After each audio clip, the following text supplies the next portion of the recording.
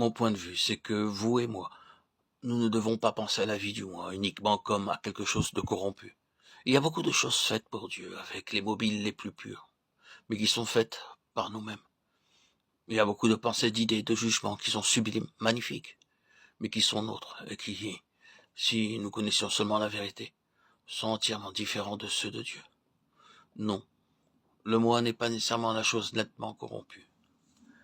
Nous verrons cependant à mesure que nous avançons avec Dieu qu'il se trouve toujours une note de corruption derrière tout ce qui est de nous-mêmes. Dieu connaît tout cela. C'est ainsi que le Seigneur place quelque chose d'absolu à la porte même de son école. C'est le Jabbok. Le Jabbok était un affluent du Jourdain. Et l'effet et l'œuvre du Jourdain se trouvent là, au seuil même de l'école de Christ. Le Seigneur Jésus a accepté le Jourdain pour entrer dans cette école de l'Esprit pendant 3 ans et demi. Vous et moi, nous n'entrerons pas dans cette école de l'onction d'une autre manière. Il faut qu'il en soit ainsi. Si vous et moi, nous voulons apprendre Christ, ce ne sera que dans la mesure où la nature de Jacob sera brisée en nous. Je ne vous parle pas de façon simplement doctrinale ou technique. Croyez-moi, je sais de quoi je parle. Je connais cette chose comme la plus grande réalité de mon histoire. Je sais que c'est que d'avoir travaillé de toutes mes forces pour Dieu et de prêcher l'évangile de moi-même pendant des années. Oui, je le sais. Je sais quel labeur ardu cela représente. Lorsque le ciel est fermé au-dessus de notre tête, combien de fois me suis-je tenu en chair en me disant dans mon cœur, si seulement je pouvais d'une manière ou de l'autre voir s'ouvrir cette voûte au-dessus de ma tête. Et si je pouvais, au lieu de prêcher ce que j'ai tiré des livres et relevé dans mes cahiers de notes pour l'étudier à fond, si je pouvais me débarrasser de tout cela, et sous un ciel ouvert, proclamer ce que Dieu dit dans mon cœur. Ce fut un désir ardent durant des années.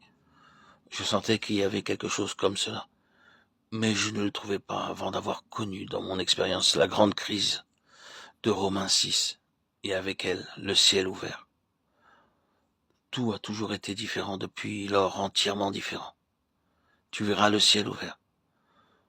Tout cet effort a disparu, tout cet esclavage a disparu, toute cette limitation. Il n'y a plus de voûte.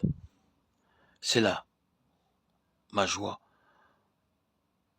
ma gloire aujourd'hui. Pardonnez cette référence personnelle. Il me fallait dire cela. Parce que nous ne sommes pas ici pour prêcher seulement des messages, nous sommes ici arrêtés sur la réalité de cette question du Saint-Esprit, qui nous révèle directement et immédiatement Christ, et cela de manière toujours croissante.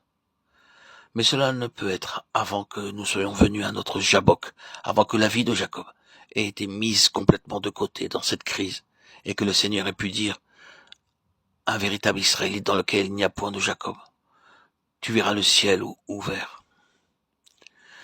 Il y a cette voûte, ce ciel fermé au-dessus de ce que nous sommes par nature, mais que Dieu soit béni. La croix déchire les cieux, le voile est déchiré du haut en bas. Et Christ se révèle à travers le voile déchiré de sa chair. Nous ne le voyons plus désormais comme Jésus l'homme, nous le voyons dans nos cœurs, dans toute la plénitude de la pensée parfaite de Dieu pour l'homme. C'est une chose immense que de voir le Seigneur Jésus, et c'est une chose immense que de continuer à le voir de plus en plus. Et c'est là que tout commence. Voilà un véritable Israélite dans lequel il n'y a point de fraude, point de Jacob. Tu verras le ciel ouvert. Or, cette parole, tu verras le ciel ouvert, est la nouvelle perspective offerte à un homme nouveau. Un homme nouveau, une nouvelle perspective. Et il y a en cela la pensée d'une ère nouvelle. C'est l'ère du Saint-Esprit, car à la venue du Saint-Esprit, le ciel ouvert devient une réalité.